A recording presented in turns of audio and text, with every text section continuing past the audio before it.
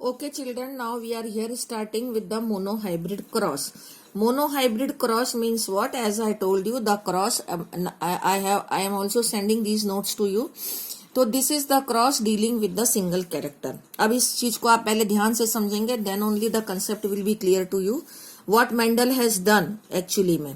Okay, तो what Mendel has done कि suppose this is pure breed tall plant, capital TT, ये इसका phenotype है, ये जीनोटाइप है.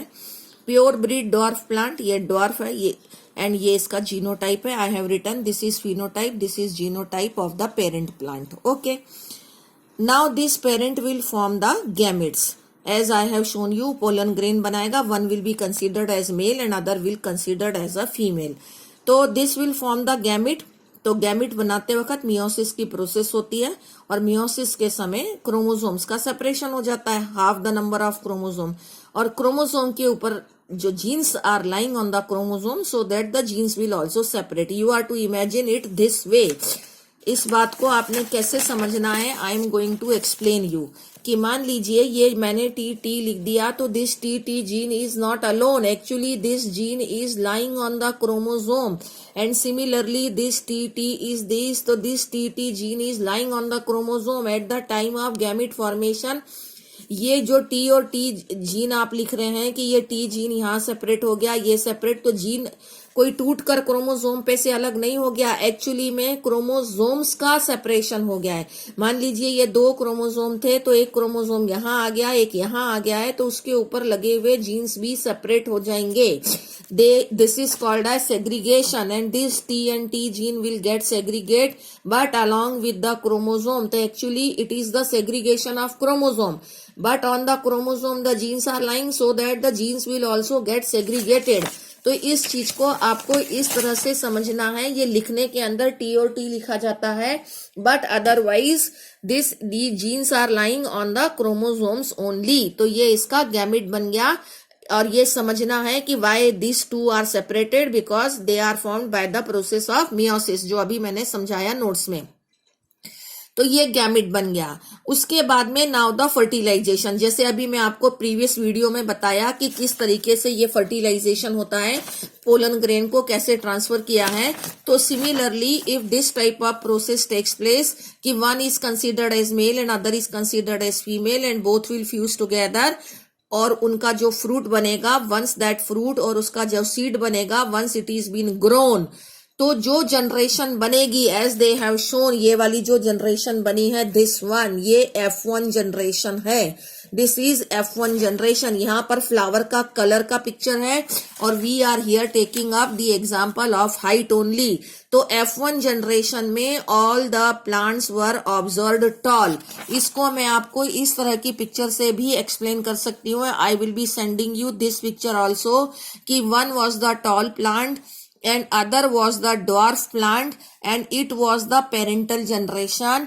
I can write it here that it is tall and other plant was dwarf. अब इसमें gamete नहीं लिखे जाएंगे क्योंकि ये पिक्चर के फॉर्म में एक्सप्लेन हो रहा है. But in F1 generation the plants which were formed, all the plants were toll. All these plants which were formed in the F1 generation, they were the tall plant. इसको आपने ऐसे explain करना है उसी चीज को.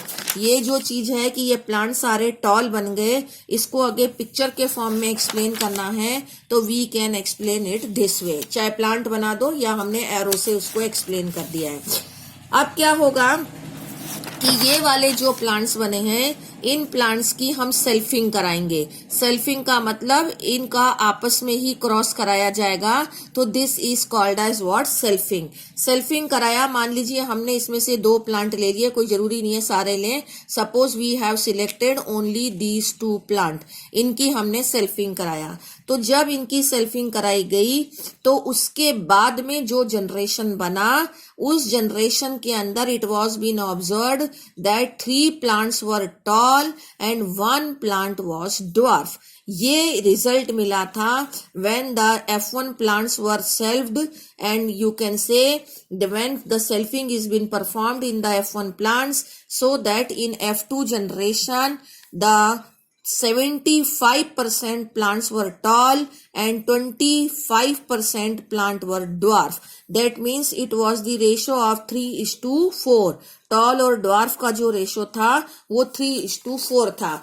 लेकिन ये तो हुआ कि what the Mendel has observed, Mendel ने ऐसा परफॉर्म किया. He has not seen anything, not the genes, जो ये TNT लिखा हुआ है, this Mendel has not observed in the microscope. At that time no meiosis, no mitosis was known, no chromosome, no genes were known.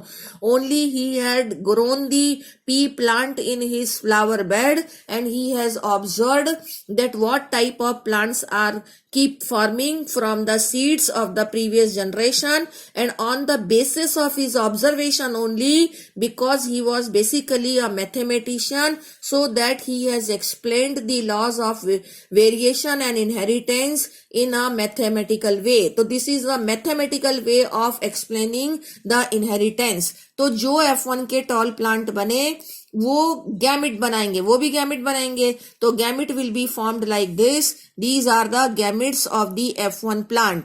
Okay, इनकी selfing कराई गई है, इसकी सेल्फिंग कराई है. तो these plants will form gamete like this, this will form the gamete like this. तो this I have to write here that these are the gamete. आपके पास वो नोट्स का कॉपी पहुंच गया, उसमें शायद ये वर्ड नहीं लिखा है, आप लिख लेंगे. तो these are the gametes of F1 plants. Now you are to cross the gametes of these plants also.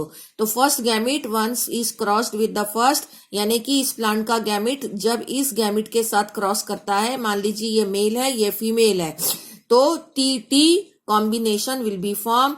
This will cross with this, so this combination capital T small t.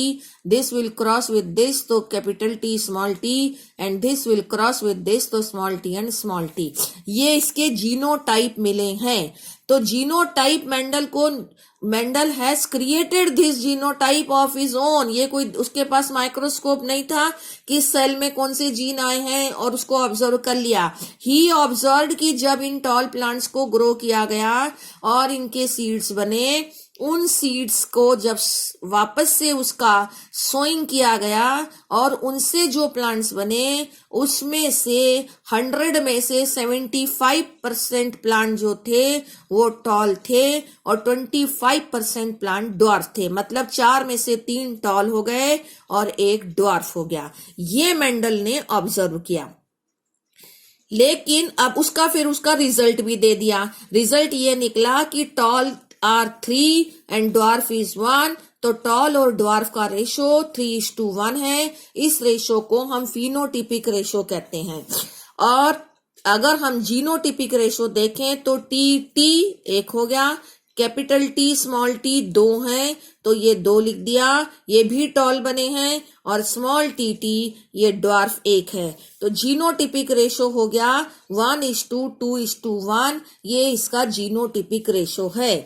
लेकिन इसको further हम कह सकते हैं कि this tall which is 1 is a homozygous tall in genotypic ratio, and this tall which are 2 plants are formed here, these 2, तो they are heterozygous tall and 1 is dwarf. तो again we can more specify it कि 4 में से 1 homozygous tall है, 4 में से 2 heterozygous tall है और 4 में से 1 ड्वार्फ है. ओके, ये जीनोटिपिक रेशो है. तो जीनोटिपिक रेशो में टॉल और ड्वार्फ का रेशो क्या हुआ कि 4 में से 3, ये फिनोटिपिक रेशो है, 4 में से 3 टॉल है और 4 में से 1 ड्वार्फ है. This is again the phenotypic ratio. It can be return like this, जैसे ये 3:1 लिखा है, so that it can also be return like this. Okay, तो ये हो गया मोनोहाइब्रिड क्रॉस. लेकिन इस मोनोहाइब्रिड क्रॉस को करने के बाद में what are the laws which are being derived by the Mendel on the basis of this monohybrid cross, that I am going to tell you in the next video.